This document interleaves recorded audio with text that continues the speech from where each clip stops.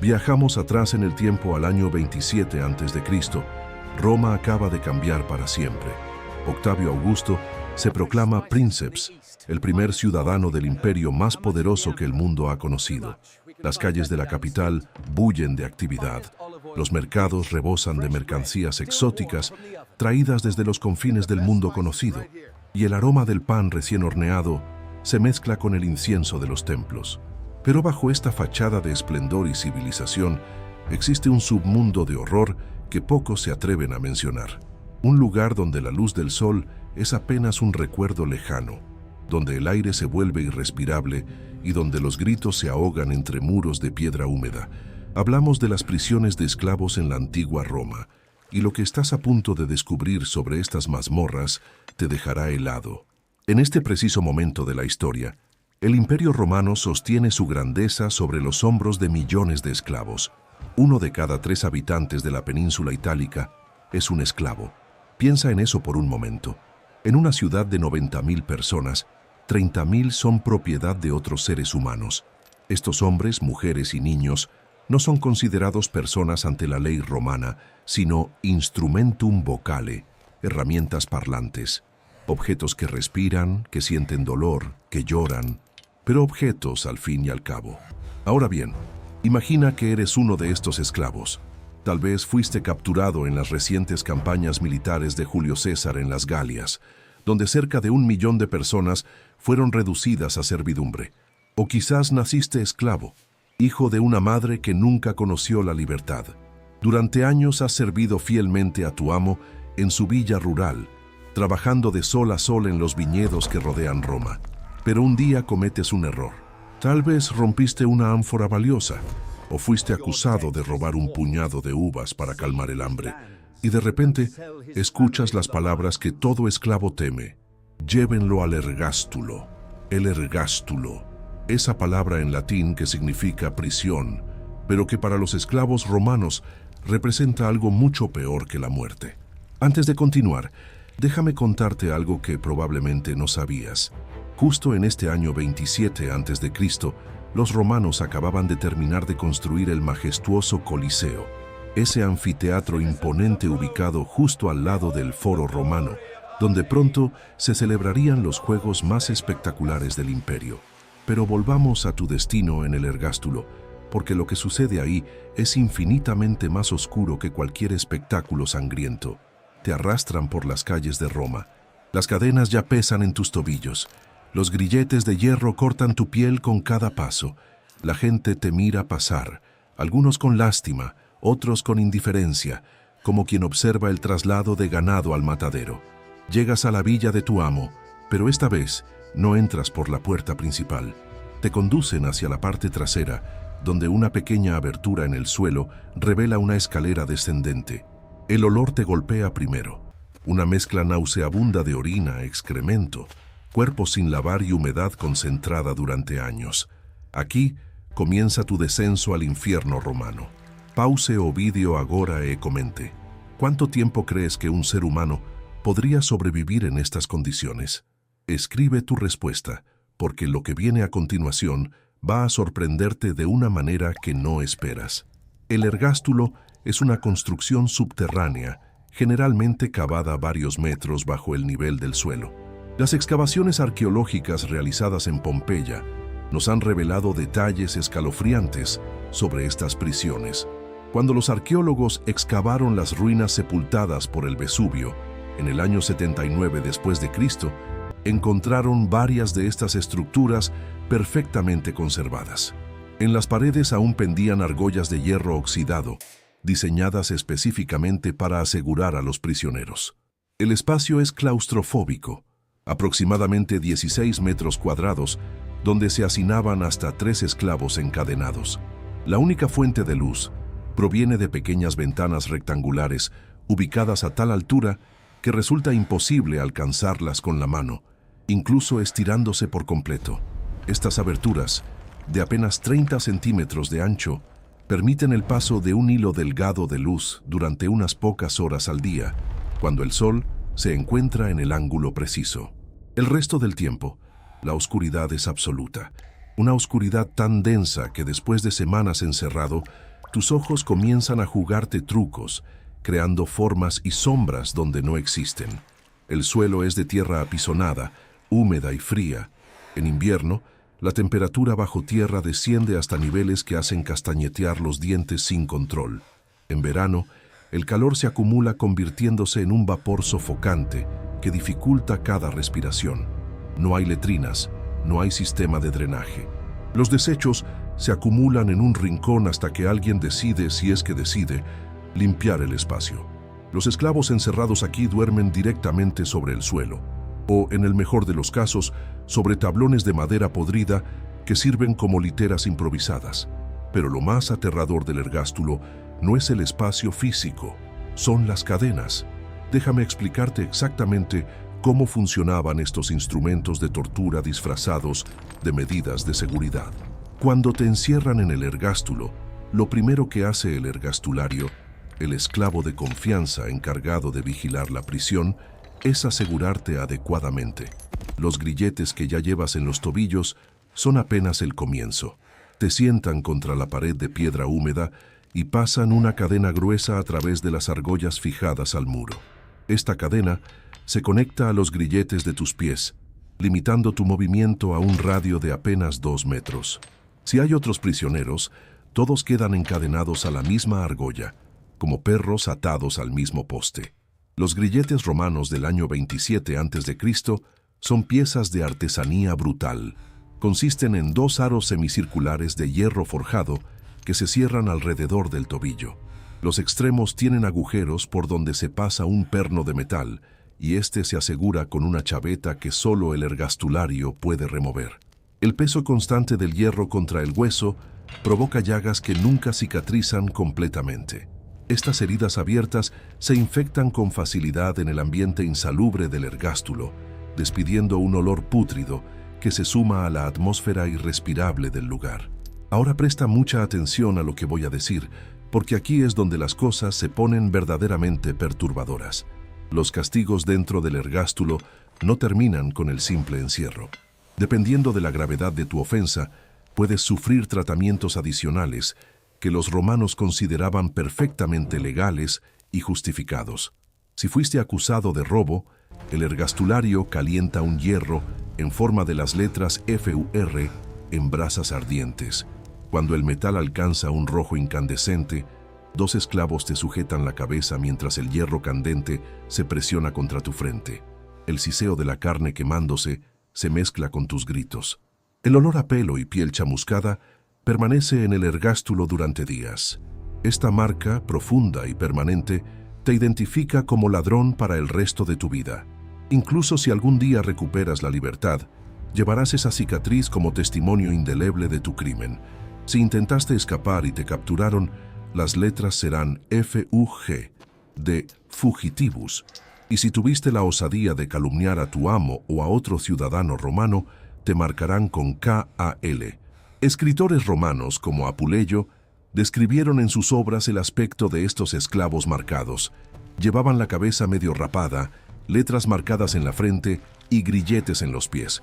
Sus pestañas estaban quemadas a causa del humo y el polvo, medio ciegos, feos y amarillentos. Fique a Teofim para descubrir el hallazgo arqueológico más impactante sobre estas prisiones, algo que los investigadores descubrieron en Pompeya y que cambió completamente nuestra comprensión sobre el trato a los esclavos. La vida diaria dentro del ergástulo sigue un patrón de monotonía brutal interrumpida por momentos de terror agudo. Al amanecer, si es que puedes percibir la diferencia entre día y noche en la oscuridad perpetua, escuchas los pasos del ergastulario descendiendo por la escalera de piedra. Trae consigo la ración diaria de alimento, una hogaza de pan negro, duro como piedra, hecho con la harina más burda. A veces viene acompañado de un cuenco de agua turbia, otras veces nada. El ergastulario no es necesariamente cruel por naturaleza. Él mismo es un esclavo, aunque uno de confianza que ha ganado ciertos privilegios. Su trabajo es mantener vivos a los prisioneros el tiempo suficiente para que cumplan su condena, pero no está obligado a hacerlos cómodos. De hecho, si muestra demasiada compasión, podría terminar encadenado junto a aquellos que vigila. así que cumple sus funciones con eficiencia fría. Distribuye la comida, verifica las cadenas, reporta cualquier enfermedad grave al amo. Durante el día, si tu condena incluye trabajos forzados, te llevan encadenado a realizar las tareas más degradantes. Algunos esclavos del ergástulo son obligados a moler grano, caminando en círculos interminables, empujando la pesada muela de piedra, a menudo junto a burros y mulas. Otros limpian las letrinas, transportan agua desde el acueducto o trabajan en la construcción bajo el sol abrasador, siempre con los grilletes puestos. El tintinear constante de las cadenas anuncia tu presencia, recordando a todos tu condición de esclavo castigado. La jerarquía entre los esclavos romanos es rígida y cruel. Mientras tú sufres en el ergástulo, otros esclavos de tu mismo amo viven en condiciones radicalmente diferentes. Los esclavos griegos, capturados en las conquistas del Mediterráneo oriental, son altamente valorados por su educación. Estos hombres enseñan filosofía, matemáticas y retórica a los hijos de los patricios. Duermen en habitaciones limpias dentro de la casa principal, visten túnicas de lino fino y reciben un trato que, aunque siguen siendo esclavos, se asemeja más al de un empleado respetado. Los esclavos domésticos, que sirven directamente en la casa del amo, también gozan de privilegios relativos. Cocinan, sirven la mesa, peluquean a sus señores, tocan música durante las cenas. Algunos incluso administran las finanzas de la familia, manejando sumas de dinero que jamás les pertenecerán, pero que les otorgan cierto poder e influencia. Estos esclavos comen las sobras de la mesa del amo, que suelen ser más abundantes y nutritivas que lo que muchos ciudadanos pobres pueden permitirse. Pero tú, encerrado en el ergástulo, has caído al nivel más bajo de esta jerarquía. Estás apenas un escalón por encima de los esclavos condenados a las minas, aquellos desdichados cuya esperanza de vida se mide en meses, no en años. En las minas de plata de España o las canteras de mármol de Carrara, los esclavos trabajan encadenados en la oscuridad perpetua, respirando polvo tóxico que destruye sus pulmones, picando piedra hasta que sus manos se convierten en masas sangrantes de carne desgarrada. Ahora, algo que muy pocos saben, el ergástulo también servía como herramienta psicológica de control. Los amos romanos utilizaban estas prisiones no solo para castigar crímenes reales, sino también para infundir terror en el resto de la servidumbre. Cada cierto tiempo, algún esclavo era arrojado al ergástulo por una ofensa menor, a veces inventada. El mensaje era claro: esto te puede pasar a ti en cualquier momento. El miedo resultaba más efectivo que 1000 látigos para mantener la obediencia. Las condenas al ergástulo variaban enormemente en duración. Algunas eran temporales: 3 meses, 6 meses, 1 año. Estos esclavos tenían la esperanza de eventualmente volver a la luz, aunque llevaran las cicatrices físicas y mentales de su encierro. Otros recibían condenas perpetuas. Para ellos, el ergástulo se convertía en una tumba viviente donde pasarían el resto de sus días, trabajando de día bajo el sol con grilletes y regresando cada noche a la oscuridad subterránea. Los registros históricos mencionan que algunos amos particularmente crueles mantenían esclavos en el ergástulo durante años por ofensas triviales. El filósofo Séneca, quien vivió décadas después de nuestro año 27 a.C., escribió cartas criticando estas prácticas extremas. En una de sus epístolas famosas aconsejaba: «Trata a tus esclavos como querrías que te trataran a ti si las fortunas se invirtieran». Palabras nobles, aunque el propio Séneca nunca liberó a ninguno de sus numerosos esclavos. Preste atención no que vou falar agora, porque el descubrimiento arqueológico que viene a continuación es absolutamente estremecedor y nos muestra la realidad brutal de estas prisiones. En el año 79 después de Cristo, 52 años después del momento histórico que estamos explorando, el monte Vesubio hizo erupción, sepultando las ciudades de Pompeya, Herculano y otras localidades cercanas. Esta tragedia catastrófica se convirtió paradójicamente en un regalo invaluable para los arqueólogos modernos. La ceniza volcánica selló estas ciudades en el tiempo, preservando edificios, objetos cotidianos y, más importante para nuestra historia, las estructuras donde vivían los esclavos. En excavaciones recientes en la región 9 de Pompeya, los arqueólogos descubrieron una lujosa casa que estaba en construcción cuando ocurrió la erupción. Esta domus pertenecía a una familia adinerada y sus paredes estaban decoradas con frescos elaborados. Pero lo verdaderamente impactante no estaba en las áreas de lujo. En la parte trasera de la propiedad, los investigadores encontraron una panadería que funcionaba también como ergástulo. Este pequeño habitáculo no tenía salida al exterior. Los esclavos que trabajaban ahí moliendo grano y horneando pan estaban literalmente encerrados, incapaces de abandonar el lugar, incluso si quisieran. Cuando el Vesubio entró en erupción, 2 mujeres y un niño que se encontraban en este ergástulo panadería no tuvieron ninguna posibilidad de escape. Sus restos fueron encontrados exactamente donde murieron, aplastados por el colapso del techo y asfixiados por los gases volcánicos. Junto a ellos estaba el gran horno de pan y el mecanismo que un burro y un esclavo accionaban juntos para moler el grano. En otra villa suburbana de Pompeya llamada Civita Juliana, las excavaciones revelaron un barrio servil completo. Los arqueólogos calculan que aproximadamente 50 esclavos vivían en este complejo. Las habitaciones eran celdas de 16 metros cuadrados compartidas por 3 personas, con literas rudimentarias de madera. En las paredes aún pueden verse las argollas de hierro donde se aseguraban las cadenas durante la noche. Pero aquí viene algo que desafía nuestras concepciones sobre la vida de los esclavos. Los análisis de los restos de comida encontrados en este barrio servil sugieren que estos esclavos recibían una dieta calculada y en algunos aspectos más nutritiva que la de muchos ciudadanos romanos libres pero pobres. ¿Por qué? Porque eran una inversión económica valiosa. Un esclavo bien alimentado trabaja más y vive más tiempo. La crueldad romana era, en cierto sentido, pragmática. Sin embargo, esto no debe confundirse con bondad. Las condiciones seguían siendo inhumanas. Los esclavos de Civita Juliana trabajaban encadenados durante el día en los campos circundantes y regresaban cada noche al barrio servil, donde eran asegurados a las argollas de las paredes. La comida podía ser adecuada, pero la libertad, la dignidad y los derechos humanos más básicos les eran completamente negados. En otras excavaciones de Pompeya, los arqueólogos han encontrado grupos de esqueletos encadenados juntos, preservados en la posición exacta en que murieron cuando la ciudad fue sepultada. Estos grupos incluyen adultos y niños, algunos con grilletes visibles aún unidos a sus huesos.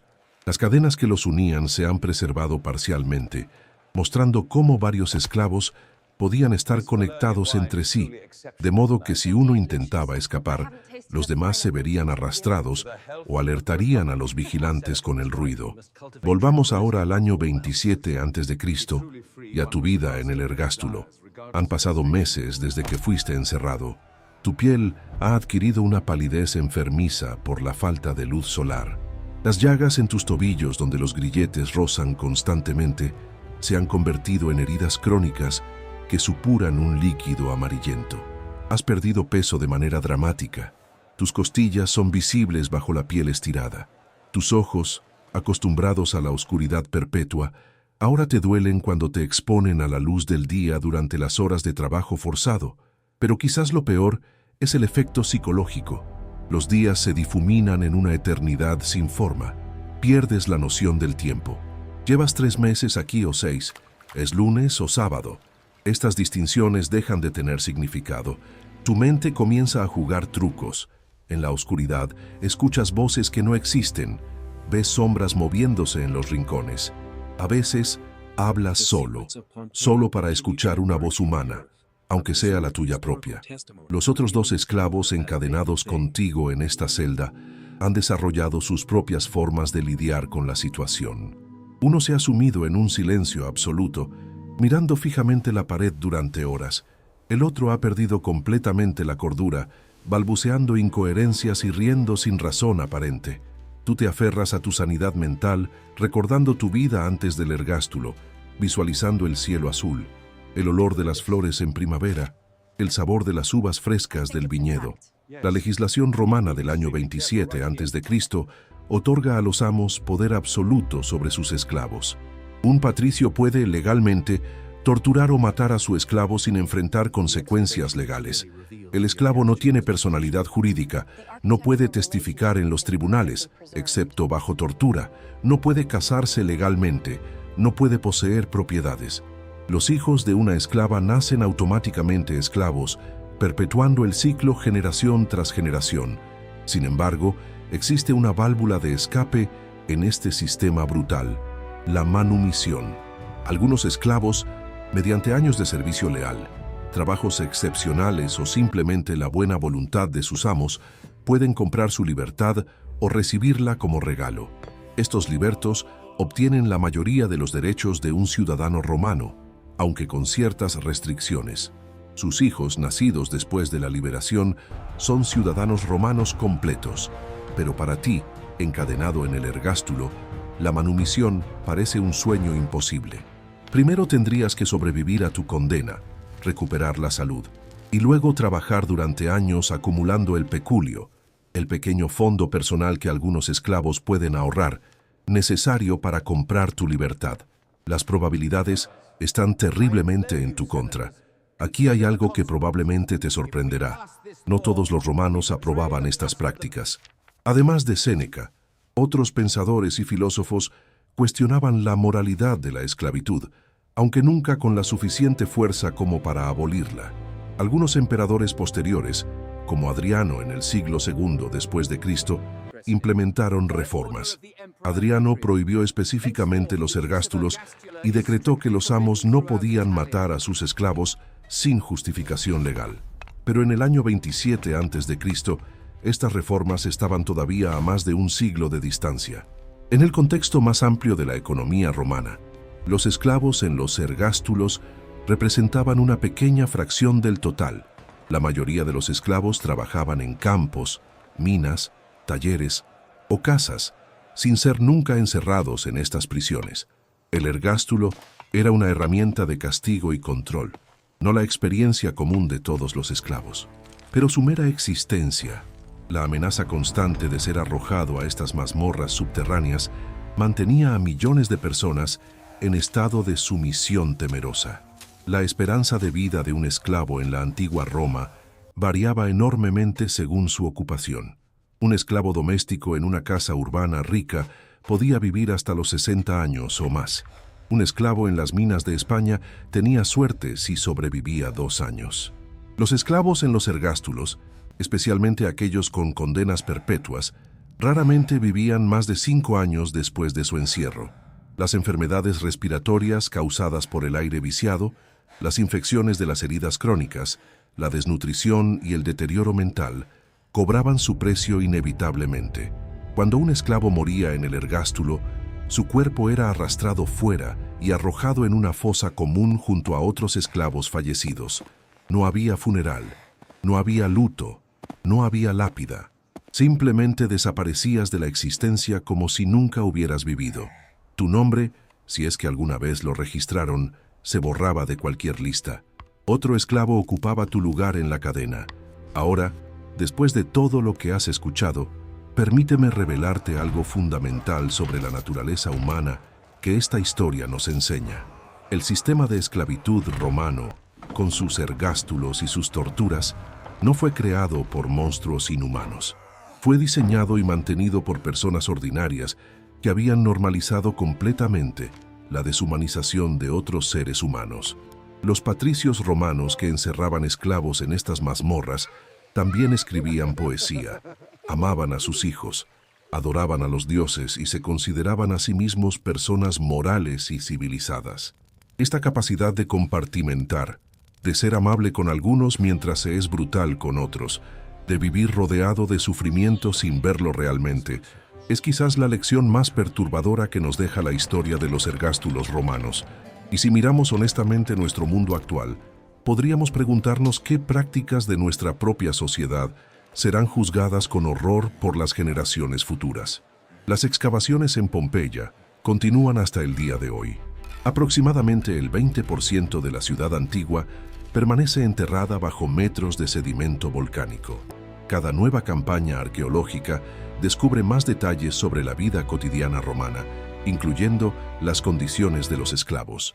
Estos descubrimientos nos obligan constantemente a revisar y actualizar nuestra comprensión de esta civilización que admiramos por sus logros en ingeniería, derecho y cultura, pero que se sostenía sobre los hombros rotos de millones de personas esclavizadas. En el año 27 a.C., mientras Augusto consolidaba su poder como el primer emperador de Roma, inaugurando lo que los historiadores llaman la Pax Romana, millones de esclavos vivían en condiciones que desafían la imaginación moderna. Y en las profundidades de villas rurales y casas urbanas por toda la península itálica, los ergástulos mantenían su vigilia silenciosa, recordatorios constantes de que la libertad en Roma no era un derecho universal, sino un privilegio selectivo que podía ser revocado en cualquier momento. La próxima vez que admires una imagen del Foro Romano, del Panteón o de cualquier otra maravilla arquitectónica de la antigua Roma, recuerda que cada piedra fue colocada, cada columna fue tallada, cada camino fue pavimentado con el trabajo de personas que nunca conocieron la libertad. Y en algún lugar bajo esas estructuras magnificentes existían espacios oscuros, donde seres humanos eran reducidos a su expresión más miserable, encadenados en la oscuridad, esperando que algún día, de alguna manera, pudieran volver a ver la luz del sol como personas libres.